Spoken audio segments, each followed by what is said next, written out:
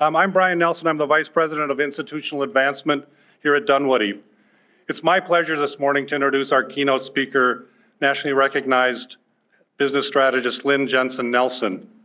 Her credentials are significant, so she must be on a different branch of the Nelson tree than I am.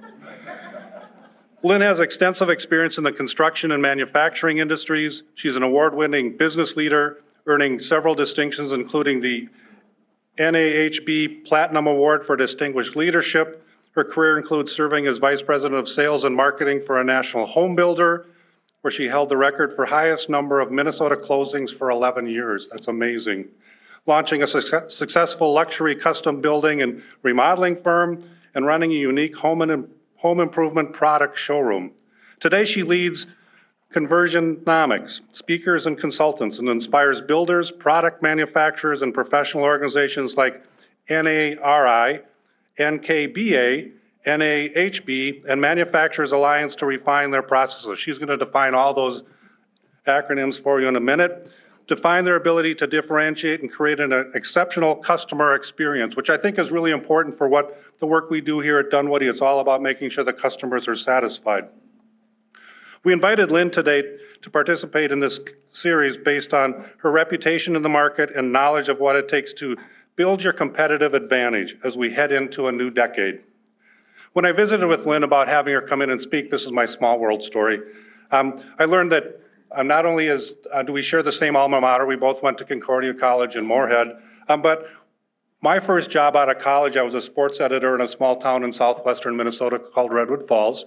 And Lynne is from Redwood Falls, and I covered her athletic endeavors when she was in high school. So if you want to stay afterwards, I have all the press clippings from Lynne's career that I can show you later. So again, you just never know where those connections might be. So with that, please give a warm welcome to Lynne Jensen-Nelson.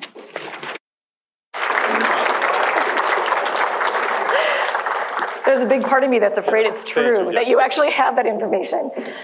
I should clarify too, I'm married into the Nelson name, so I take no credit for this family line. Yeah, and I had choices, I know, I'm not sure.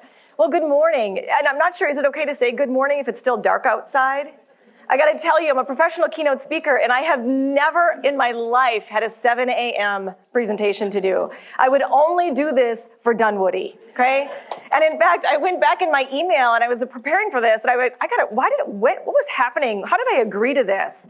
But it was back in June when it was actually daylight by now, right? So instead of it looking like when I went to bed last night, it actually looked, you'd actually have time in, things are done for the day. You'd have half your day done by 7 a.m.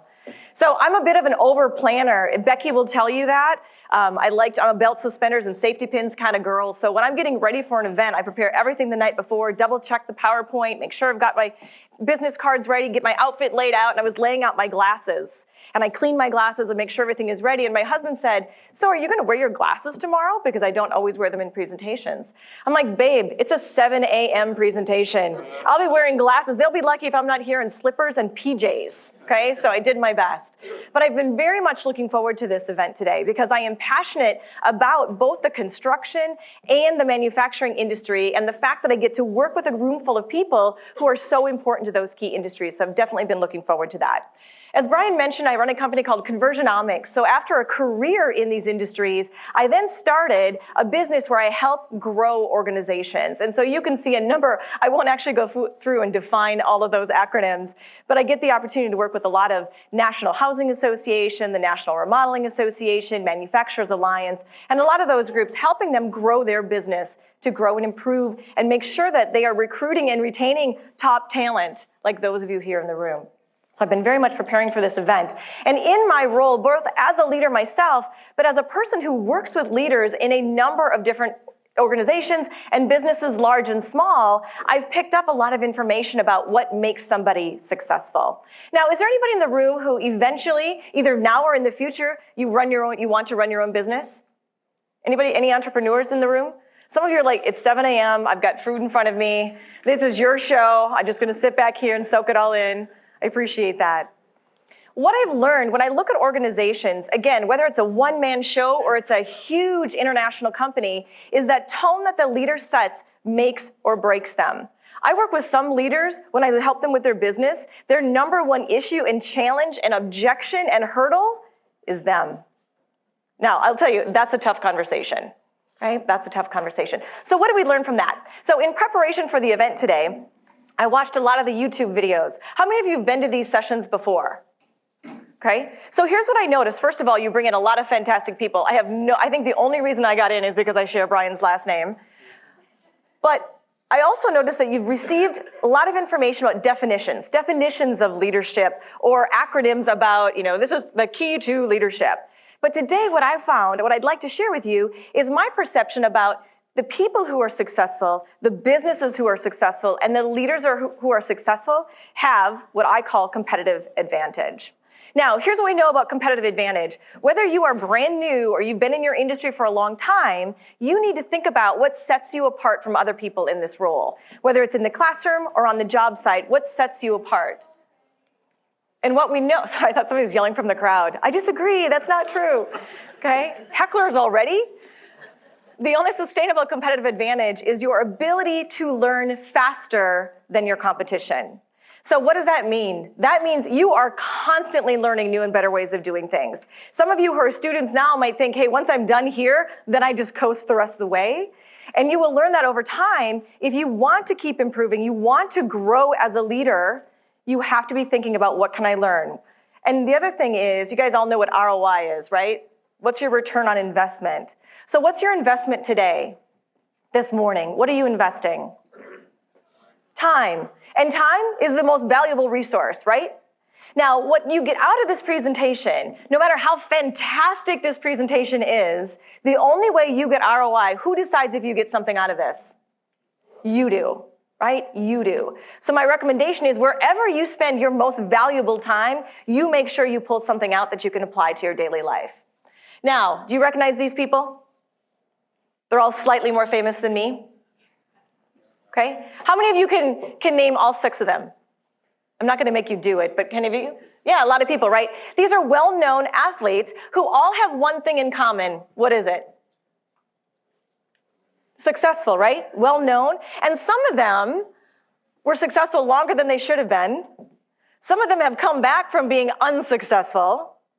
But all of them are known for being, at least in one point in time, the top of their game. Now, what do we know about athletes? At Conversion-omics, we talk about you need to, if you're going to be successful in your job, in your career, running your business, whatever your role is, as a student even, you need to plan, prepare, practice, and perform. Plan, prepare, practice, and perform. Now, if you think about those professional athletes that came up before, let's use Tom Brady. It's football season, right? In all its painful, glorious season. If you think about Tom Brady, think about when he is on the field, when he was competing, how much of his time was spent in the performance? Very small. Think about sprinters in the Olympics who might run for 10 or 30 seconds. What percentage of their time is spent on performance? Very, very small. The rest of their time is spent planning, preparing, and practicing, the vast majority of their time. But what we find is that when people get into their careers, where do they spend the bulk of their time? Performing. And does your job ever feel like a performance? Yes, all the time. Do your customers care about what kind of a day you're having? Whether you got a late start, a flat tire, a sick kid, do they care? No, they don't care. It's a cruel, hard world. Nobody cares, okay? I care, but other than that, nobody cares, okay? So you have to think about in your careers, if you get bogged down in only the performance, if you think about a professional athlete, if they only spent time working on their skills during the performance, would they be the top of their game? Absolutely not. So you've got to make sure that you put the time in on the planning, the preparing, and the practicing. Now, which part of this do most people in their careers hate the most? Hate is a strong word, I know. The practice, yeah, people hate practicing. But it's important, if you want to grow and improve, that you put the time in on that step. Because the fact of the matter is, every single day, you are either a plus or a minus. Okay? Every contact you make is a plus or a minus. You're either getting better or getting worse every single day. Now, I know we've got a whole bunch of students in here today, but we've got some other people who are not students. So a quick question, is there anybody here who has been in your industry or with your company or in your role for more than 25 years? Would you mind raising your hand? Anybody over 30 years? 40 years? 50? 46? All right, so I'm gonna pick on you, sir. You're the closest to me. And is it, I got my glasses on, I still can't see. It is so early, I still can't see. Is it Larry? Yeah. Oh, perfect. Larry, my friend, how long have you been in the business? 42 years. And what do you do, Larry? Own a construction company. Fantastic, my home industry, I love that. 42 years. Now let me ask you, have you run the company for 42 years? Oh, 15 years, fantastic. But you decided, hey, I've seen other people do things and I'm gonna give this a try, right? And so you started this company. Did you ever get to a point where you're like, man, I'm good, I got nothing new to learn. There's no new technology, I don't need new people, I don't need new processes. New products, who needs that? No, right? Good answer, Larry. Thank you for hanging in there with me. I appreciate that. Because if you would have gone the other way, this whole show would have been over. So I appreciate you hanging in there with me. And actually, Larry, you're here today, I'm guessing, making connections, picking up some new information, because you know every single day you're getting better or getting worse. You make the choice. Nothing stays the same. If you see, when you get to be a certain age, I'm not gonna say what that age is, but it sounds like 40, they start sending you AARP information, okay? Like nonstop guerrilla warfare. And so when you see this, there's an ad that I love, and it pops up all the time, and it talks about, you show this guy who does one push-up, and he's like, yep, now I'm healthy. Right? Have you seen this? Some of you are too young. By the time you get to this age, you won't have to worry about that. They eat one piece of broccoli, and now I'm a healthy eater. The fact is, you're constantly working on improving, or you will be left behind. Things are moving very quickly. Do you guys recognize these two? You know, it's funny. Oftentimes when I bring this up, did anybody ever go to a Blockbuster video? Okay. Yeah.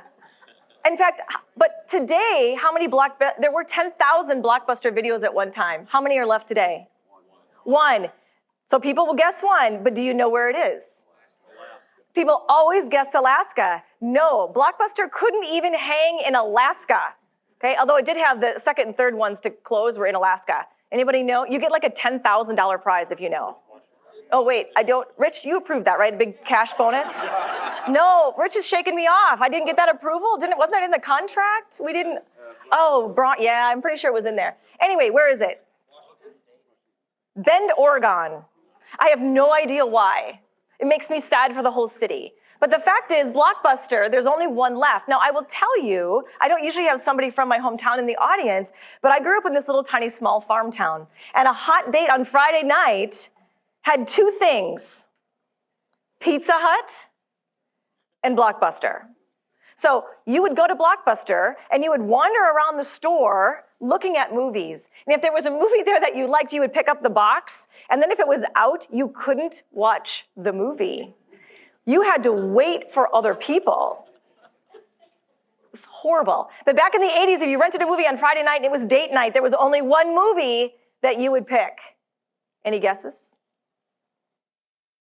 I know, some of you are Titanic. Oh, honey, that was the 90s. And I know most of you are like, we weren't even born then, so could you please use some references that we've actually heard of? Whatever organization you're working with, are you going to choose to be Blockbuster or Netflix? The words that kill more companies than any other, this is how we've always done it. Okay? Sometimes that vanity, that fear of change can actually be the end of you. Some of you are looking at your phones right now and checking out your Netflix, aren't you? Isn't it freaky how much Netflix knows about you? So I travel a lot for my job and I come home and I pull up Netflix and it shows me exactly what my husband was watching while I was gone. There are no secrets anymore, okay? So here's what we know. When I first got into the construction industry, I had a wonderful business mentor, and he used to walk around the office and say, change or die, which again, feels a bit harsh for early on Thursday morning. Okay? But instead, I like to use this quotation from Jack Welch. Change before you have to. Change before you have to. Learn what you don't know. Hire people that are smarter than you. Pick up skills that you may not think are necessary right now, but be ahead. You either lead or you follow. Either lead or follow. Now, things are changing quickly. Things are happening faster than ever before. Information is available more quickly than ever before. And I'd like to share an example of this. So if you think about communication, I want you to think just about the world of communication and how long it took to get 50 million people to use each one of these different categories of communication. How long did it take to get 50 million people to use the telephone? You can guess. There's huge cash prizes. 25 years. There's no cash prizes. That was a complete and utter misrepresentation of the truth. 75 years. Now, I don't know about you, I can't even drive to Target without my phone, or it feels like I could get lost, something horrible could happen. I remember when I went off to college, I got in a car that we barely functioned. My dad drew directions to Moorhead on the back of a napkin, and I took off. And now I feel like if I drive to Target 1.5 miles from my home and nobody knows where I am, what could happen, right? How long did it take the radio to get to 50 million users? And I will tell, this is a technical school. This is not to scale, okay? It is not to scale. I know that's gonna freak some people out, I'm sorry, but it's not to scale, okay? 38 years. How about the television? And now, of course, we've got these all combined into one, 13 years. So you see what's happening, right? Over time, communication is getting faster, it's coming quicker. How about the internet? 4 years. And in fact, I will tell you, I remember when the internet, the World Wide Web first came out, and I remember people asking me, do you think this is is it a fad or is it gonna stick around? Do you think we should put the effort into having a website, or do you think this is gonna go away? Okay? I don't even wanna tell you what I said because I may not have given the right answer. Facebook, you've all seen the movies. How long when Mark Zuckerberg sat in his dorm room and decided to create Facebook? 2 years. Are there any Angry Birds players in the room? The Nightmare on Elm Street guy. That makes perfect sense. That makes perfect sense, yes. So Angry Birds, how long before 50 million users? 35 days. Okay, this is the part where it's not drawn to scale. Now, how about Pokemon Go? Can I just tell you, did anybody see people playing Pokemon Go? I'm not gonna ask you if you played Pokemon Go because some of you might be wanting to work for some of the other people in the room.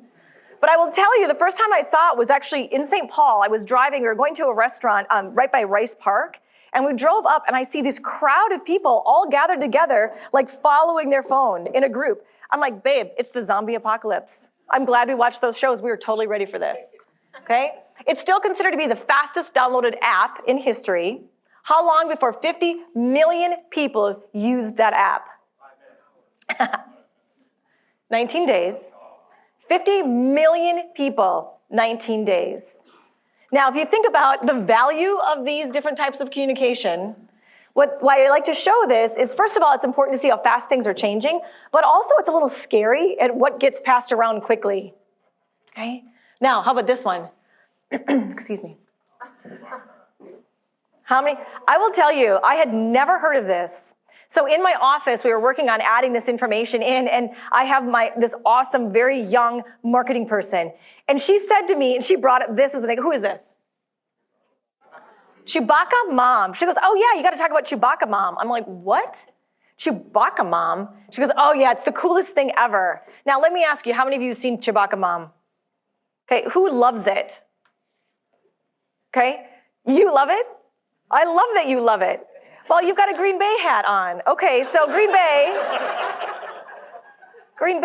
what do you love about it? So the people who have seen it, what do you love about it? What happens? Just explain it in like 2 seconds. What do people... On the floor laughing. Yeah, this woman, if you haven't seen it, don't pull it up. But if you haven't seen it, this woman sits in a car and laughs at herself on a video wearing a mask. She just laughs at herself because she's thinking it's so funny. I've seen it like 5 times, I still don't get it. Okay, which says a lot about me too. How long did it take 50 million people to watch this crazy video? 24 hours. And now this woman has all of her, somebody wrote her a check for $400,000. She wrote a book that's a New York Times bestseller. She's been on all the talk shows. She's made millions of dollars off of it. Now, I share that with you to show how quickly information is coming across, but also, again, of all the things, all the information in the universe, this got 50 million views in 24 hours, right? It's an interesting time. We want to stay in front of it. What's happened to the human attention span? Well, back in the year 2000, the average human attention span was about 12 seconds. Now, in 2017, it had dropped to 8 seconds. Any guess on where it's going now? Yeah, and I like to talk about this in the presentation because this show, how many times has your mind wandered since we kicked this bad boy off, okay? The reason I bring it up, if you're going to be an effective leader, if you're going to work with customers, if you're going to be a good team member, you need to think about communication and how do we communicate clearly. Now, as a frame of reference, the average goldfish has a 9-second attention span. Excuse me. Now, this is not original research. I do not know how you test the attention span of a goldfish, but I think it's a good reference. People's attention spans are short. If you want to be an effective leader, you have to be concise and clear in your direction. And what we know, research has told us, and I love this study by the Carnegie Institute of Technology. We've got a lot of technology people here. They came up with this study, and they said one of the key factors and what makes a person a successful leader is their ability. 85% of your success, whether you're going to be a leader at the beginning, at the end, in the middle, whoever you're in charge of now, even if it's just your position and your role, 85% of it is tied to your ability to communicate effectively. Now, I'd like to share an example with you. I have a really good friend in the construction industry. He runs an HVAC company, and he's a fantastic person, and he shared this story with me, and I said, Mark, I have to use this story in my presentations. Do you mind? He said, no, you can absolutely use the story, but you cannot use my picture. So this is my iStock, my purchased image version of my friend Mark and his wife, Cindy. Now, Mark and Sandy are based here in Minneapolis, and as he does, they've been married for 14 years, they have 3 kids, everything is fantastic. So as a very good husband one day, he texts his wife, Sandy, and says, hey, Sandy, I'm going to be stopping at Target on the way home. Do you want me to pick up anything for you? Now, Sandy replies, yes. So think back, this was actually last January. Remember the weather in January here? It's like 45 below, blowing wind. It was horrible, really rough week. And she said, yeah, Mark, actually, while you're there, this weather has been destroying my skin. Will you pick up a face mask for me? You see where this is going? So my good friend Mark picks up this. Yep. So apparently he thought, my wife's skin is dry, she needs to rob a bank. What was she really looking for? It was this. Now, I have to tell you a side story. I was showing this slide to my husband when I first added it to the presentation a while ago, and I said, honey, does this make sense to you? And he's like, oh my God, is her face peeling off? So it is not, for those of you who are unfamiliar. But the point is, this is a couple, happy marriage, live together, raise kids. You'd think they would have their lingo down, and there was a communication breakdown. Knowing that, is it possible to have a communication breakdown with members of your team?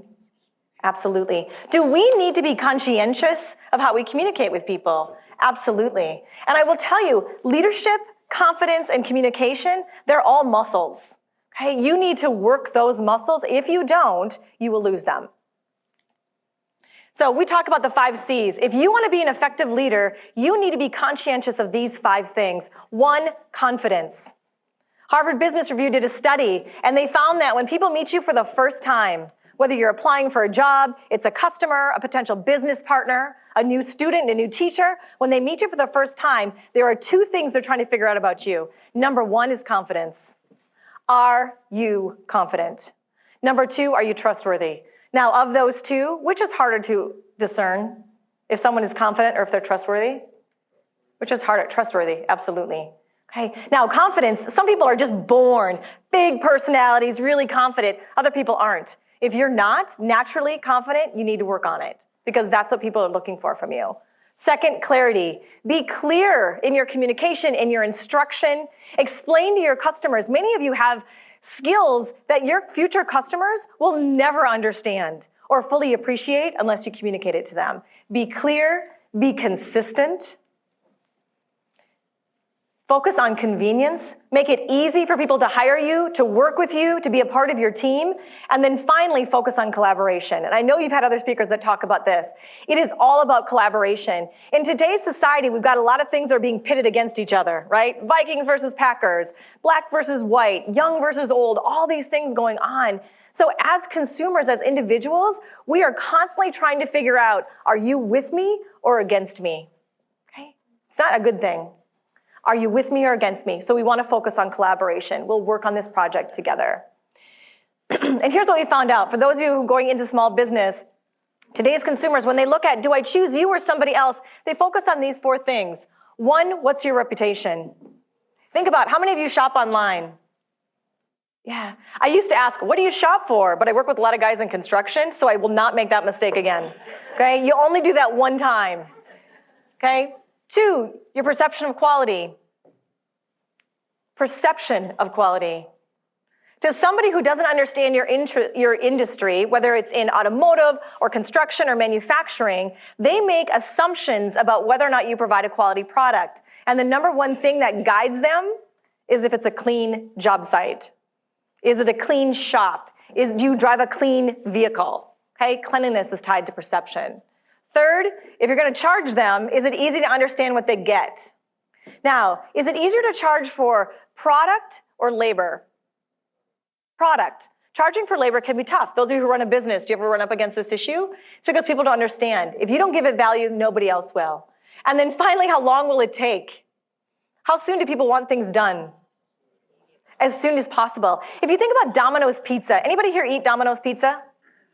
Awesome. That's what I love about having a young crowd. Usually when I ask that, no one wants to admit they eat pizza. I asked, anybody have a cocaine habit on the side you don't want anybody to know about? It's just pizza, for goodness sakes. But if you think about Domino's Pizza, their slogan used to be, what was their catchphrase? 30 minutes or less. And the challenge with that catchphrase is, people were always trying to stop them from getting there in 30 minutes. It created a very bad customer experience. So they made a change, right? When you order pizza now, what happens? You get to track it. Now I'll tell you, in my house, my husband is a very big techie guy, and he was the first person on board with Domino's Pizza. So we would, and I don't cook. I'm a horrible partner. I do not cook. I love to eat, but don't cook.